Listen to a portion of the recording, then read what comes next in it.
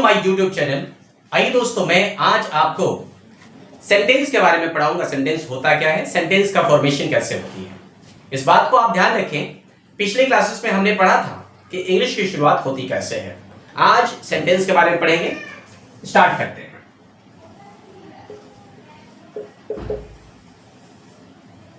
Sentence का formation जो है किस तरह से होता है, देखिए।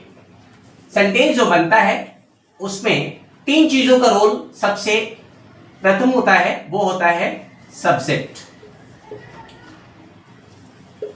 Plus verb plus object. ध्यान रखें, subject plus verb plus object, ये तीन चीजों का जो है, तीन चीजों से मिलकर के सेंटेंस का निर्माण होता है। इस बात को आप ध्यान रखेंगे।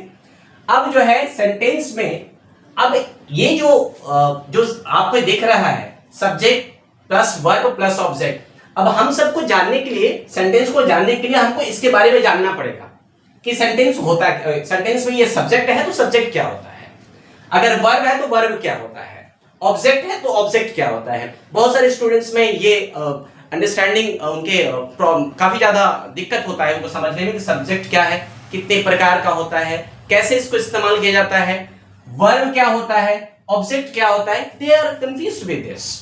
तो मैं उस चीज को, डाउट्स को क्लियर करूंगा। अब देखिए, सेंटेंस में ये subject plus verb plus object है, तो सब्जेक्ट सबसे पहले हम लोग पढ़ेंगे कि सब्जेक्ट क्या होता है, जिसका बायोफिकेशन मैं आपको करके दिखाऊंगा। सब्जेक्ट में मैंने जो अपना मेरा पर्सनल अनुभव रहा है वो ये है कि सब्जेक्ट मात्र 17 सब्जेक्ट होते हैं। उस मात्र 17 सब्जेक्ट को आपको पढ़ना होता है। अगर आप उसको जानकारी कर लेते हैं तो पूरा सब्जेक्ट का लेसन का आपका खत्म हो जाता है, पूरी सब्जेक्ट की जानकारी आपको हो जाती है। तो आइए मैं आपको सब्जेक्ट के बारे में बताता हूं। वो इस प्रकार है, ध्यान रखेंगे।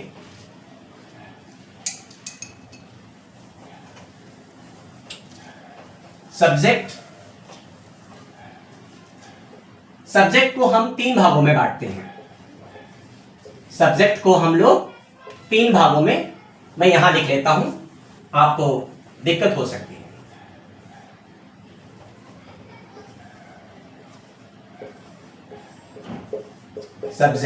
सब्जेक्ट को मैं तीन भागों में डिवाइड करूंगा। देखिए, ये मैं एक नाम दे देता हूं, इसको नाम देता हूं मैं ग्रुप ए, इसको मैं नाम दूंगा ग्रुप बी, और इसको नाम दूंगा ग्रुप सी। ये तीन ग्रुप में मैं सब्जेक्ट को बांट दूंगा। अब ये तीन ग्रुप में सब्जेक्ट कौन कौन से होते हैं, देखिए।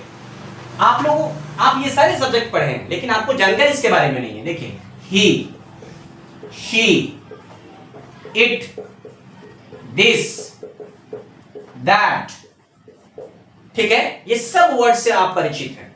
आइए, सेकंड में जो ग्रुप बी है उसमें सिर्फ और सिर्फ आई आता है, वो इस प्रकार, ये आई। Understand, this is subject. Group C में हम लोग आएंगे, देखेंगे you, we, they, this, those,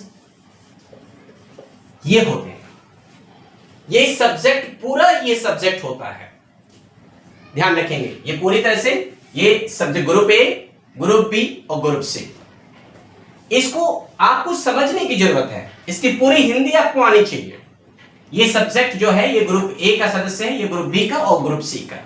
इस बात को ध्यान रखें आप कि ग्रुप ए में जो है जितनी भी सब्जेक्ट है, ही मीन्स व्हाट, वह, लड़का के लिए। शी मीन्स वह, लड़की के लिए। इट मीन्स यह, ये किसी भी निर्जीव वस्तु या जानवर के लिए इस्तेमाल हम लोग करते हैं, इस बात को ध्यान रखना पड़ेगा। दिस मीन्स यह, ये किसी भी निर्जीव, लिविंग थिंग्स और नॉन लिविंग थिंग्स दोनों के लिए यूज करते हैं हम लोग। दैट का इस्तेमाल दूरी बताने के लिए किया जाता है। अब एक चीज ध्यान रखें कि जो भी मैंने वर्ड्स यहां सब्जेक्ट कह रहा हूं, ये सब सिंगुलर फॉर्म में है। दैट मीन्स हम इसको कह सकते हैं कि ये सिंगुलर फॉर्म, यानी कि ये सिंगुलर फॉर्म में है, सिंगुलर फॉर्म में है ये, ठीक। और यहां आइए, ये जो है आपका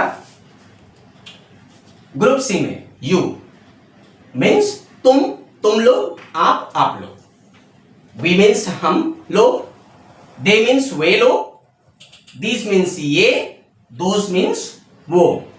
तो इसका मतलब ये हो रहा है कि ये प्लूरल फॉर्म में, यानी यू मीन्स आप लोग, एक से अधिक जो भी होता है उसको आप लोग कहते हैं। यू मीन्स तुम और आप लोग, वी मीन्स हम लोग में एक से अधिक, दे मीन्स वे लोग, एक से अधिक लोग हैं प्लूरल फॉर्म में। दिस मीन्स ये एक से अधिक चीजों को बोला जाता है ये। दोज का मतलब वो, एक से अधिक चीजों को बोला जाता है वो। यानी कि हम यहां देख रहे हैं कि ये प्लूरल फॉर्म में, ये टोटल जो है ये प्लूरल फॉर्म में है। यानी कि ये स्पष्ट हो गया कि ये जितने भी ग्रुप ए का सदस्य होता है वो सिंगुलर फॉर्म में होता है, और ग्रुप सी का जो सदस्य होता है वो प्लूरल फॉर्म में होता है, और ये सिंगुलर फॉर्म में होता है। इस बात को ध्यान रखना पड़ेगा।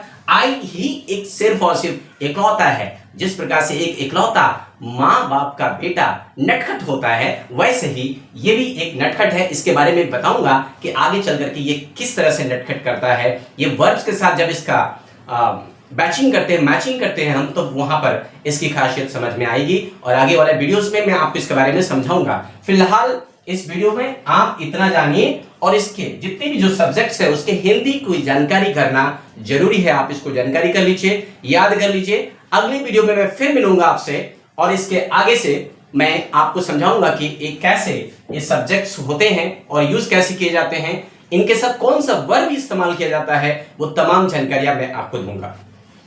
फिलहाल अगर आपको किसी प्रकार का इस वीडियोस में कहीं डाउट है, कोई भी किसी प्रकार का आपको समझ में नहीं आया है, तो आप मुझे कमेंट्स करिए। और आपको मेरी वीडियो अगर अच्छी लगी हो तो आप मेरे वीडियोस को like, comment, share and subscribe जरूर करें और मुझे सपोर्ट करें। Thank you very much.